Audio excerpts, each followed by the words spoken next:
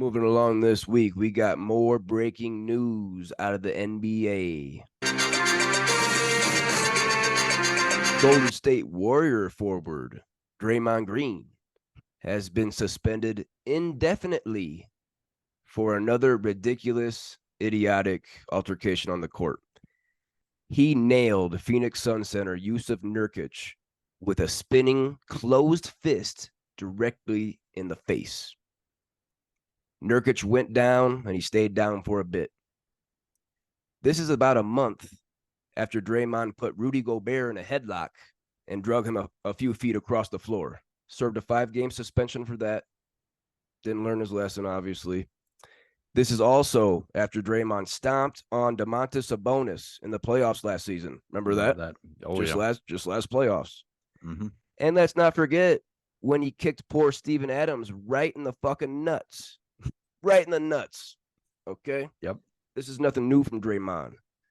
He has begun counseling and will remain sidelined for at least the next 3 weeks.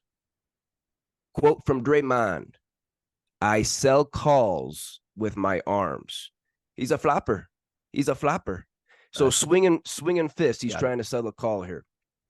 Now, Max, we see the NBA interesting when they handle things like this. You know, Ja, he gets a 25-game suspension. Shout out Ja. He came back last night, hit a game winner, 34 that's points. nice.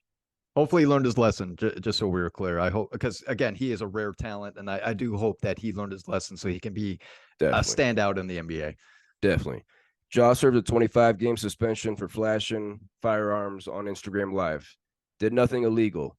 But yet we got Josh Giddey out here that was dating a 15-year-old, yet he's still playing. Yeah. With that in mind, what do you think the NBA is going to do with Draymond Green here? Is he done for the season? Like, is he coming back next month? What do you think? You know, I know nothing's really going to happen here. He might get suspended for 2 weeks or whatever. Maybe 20. Maybe he gets as much as like 20 games. But let's just say what we believe should happen.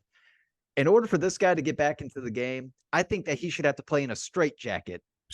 All right, put that guy in a straitjacket. He could play defense with his legs. All right, he can't shoot. He can't keep those arms up because he's got to figure out how he can stop hitting people. This guy has serious issues. He has mental problems. He always is up in the league for the most technical fouls. Yep. He's always getting into fights. He's always punching people in the balls or kicking people in the balls. Yep. Like this guy, he needs to be out of the league. Honestly, I think the NBA would be better without this guy.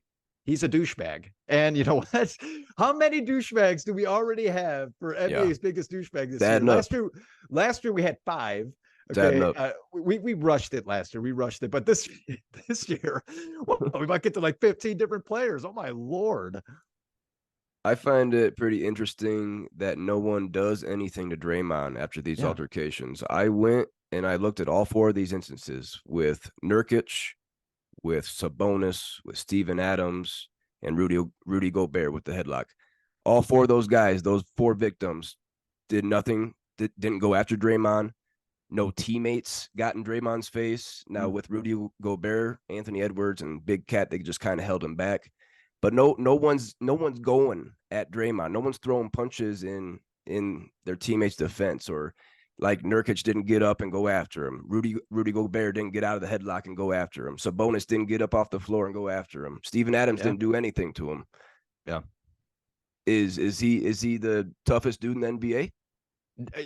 Well said, by the way, Cobreezy. You're absolutely right. No one's standing up for each other anymore. I understand that everyone's afraid to be suspended. Sabonis, that was in the playoffs. He gets suspended. The King, well, you know, it's not like the Kings went anywhere anyway, but you know they would be that would be it. So I can kind of understand that scenario. But yeah, what happened to the 80s, right? Where if Draymond did that, oh my goodness. Oh my goodness. Everyone would be at each other. And not that I'm saying that we need that, but the fact that you have a team to back you up, it shows actually love for each other in a way. I'm not pronouncing that we should be fighting each other. I'm saying that when someone hits one of your friends, It's okay to stand up for your friend, to stand up for your family.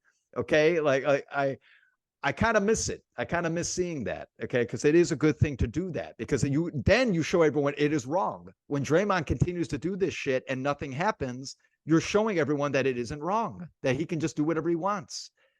Draymond, at the end of the day, this is just a guy that, like in California, all the crazy homeless people and all the people that are psychotic. When you start seeing someone yelling at the wall and then he turns and yells at you in your face, you kind of just move on with it because you're like, oh, well, that guy's crazy. Right. That's kind of what Draymond is, I think, is that he just does his thing. He yells, he punches someone, and then everyone's like, okay, he's crazy. Kind of just move on with it. And that's a good analysis there. And I forgot, I even left out. I just remembered when he fucking knocked out Jordan Poole in that practice. Let's not forget about that. Yep, I do remember that. Going into last season, I believe. Yep. Ridiculous. He's going to be up there top 3, easily top 5, but maybe Easy. even top 3 for NBA's biggest douchebag this year. No doubt. He might be the biggest douchebag ever in the NBA. We might have to do a history. What eventually we'll get there, but he might very well be up there.